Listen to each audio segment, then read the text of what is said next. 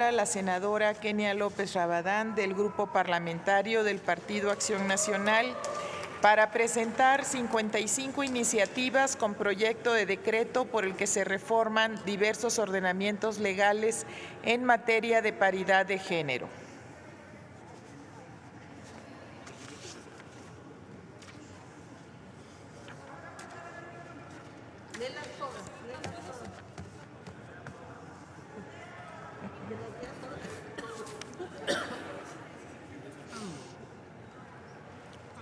Con su venia, presidenta. Adelante. A pesar de que las mujeres representamos una mayoría en la población,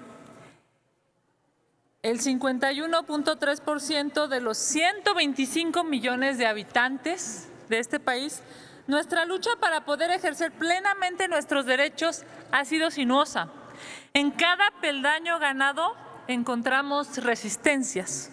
Fue hasta 1953, después de largos e intensos debates, que se promulgó el decreto por el que las mujeres obtuvimos el derecho a votar y ser electas para puestos de elección popular, ejerciéndolo por primera vez en 1955, logrando desde ese momento grandes avances en la actividad política y social, conquistando espacios en el poder legislativo y empoderándonos en otros ámbitos del gobierno. Solo por poner un ejemplo, una integración casi paritaria del Congreso de la Unión era una situación absolutamente inimaginable para nuestras abuelas. No digamos el ocupar un escaño o una curul. Ni siquiera tenían reconocido el derecho a votar o a contar con personalidad jurídica plena.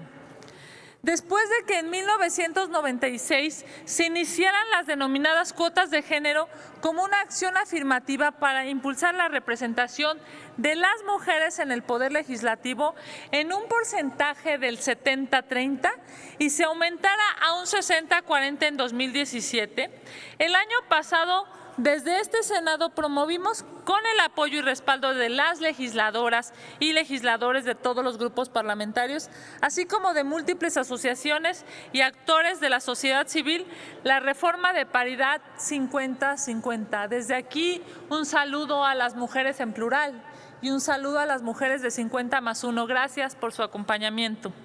En un acto de sororidad, cuando fui diputada constituyente de la Ciudad de México, presenté una iniciativa para establecer la paridad de género en la Constitución local. De igual forma lo hice al llegar a este Senado de la República. La paridad no debe entenderse como un beneficio individual, es un logro de todas y todos, tanto legisladoras como legisladores, pero principalmente de la ciudadanía. Estas reformas son resultado de la congruencia natural de la composición de nuestra sociedad. Ha sido una tendencia la reducción de la brecha de género en los espacios de decisión. Como es su conocimiento, el 6 de junio pasado fue publicado en el Diario Oficial de la Federación el decreto por el que se reforman 9 artículos de la Constitución Política de los Estados Unidos Mexicanos en materia de paridad de género. En el artículo segundo transitorio se estableció que el Congreso de la Unión deberá, en un plazo improrrogable de un año a partir de su entrada en vigor, realizar las adecuaciones normativas correspondientes. Por lo anterior, es necesario empezar el procedimiento de armonizar el principio de paridad de género en la legislación secundaria y así dar un paso más para que las mujeres formemos parte de la toma de decisiones en este país en igualdad de circunstancias. Es importante señalar que dicha reforma fue resultado de la conformación casi paritaria que existe en ambas cámaras del Congreso de la Unión. Hay que reconocer que no es una propuesta nueva de esta legislatura sobre paridad de género. Ha habido muchas mujeres a lo largo de la historia que la han pedido y buscado.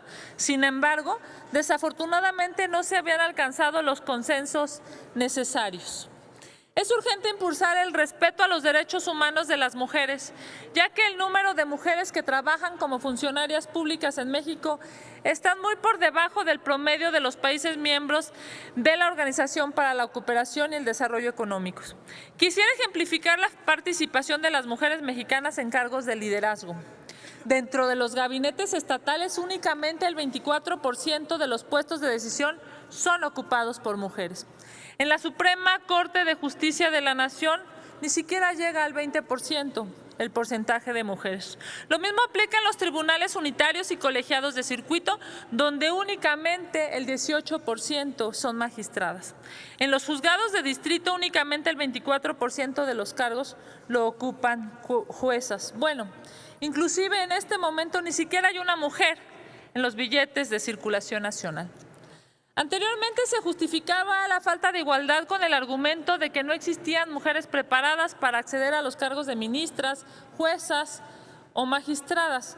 Sin embargo, hay evidencia con las cifras del Censo Nacional de Impartición de Justicia Federal 2018 que de 48,125 servidores públicos adscritos al Poder Judicial de la Federación, 22,589 son mujeres y 23,030 son hombres, existiendo prácticamente paridad de género en cargos como secretarios de acuerdo, actuarios y o proyectistas. Sin embargo, al momento de acceder a los cargos superiores de impartición de justicia, el porcentaje de mujeres disminuye preocupantemente.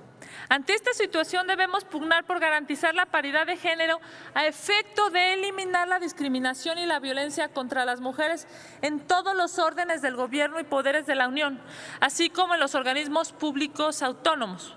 Por lo anterior, el día de hoy presento 55 iniciativas a efecto de armonizar la normatividad secundaria con la Constitución política y establecer el principio de paridad de género en la integración de secretarias de Estado, tribunales, juntas de gobierno, consejos técnicos, comités consultivos y todo aquel órgano de toma de decisiones de los tres poderes de la Unión en los tres órganos de gobierno, así como en los organismos públicos autónomos, y se sancione como una violación grave a quienes no se apeguen a lo establecido en dichas reformas.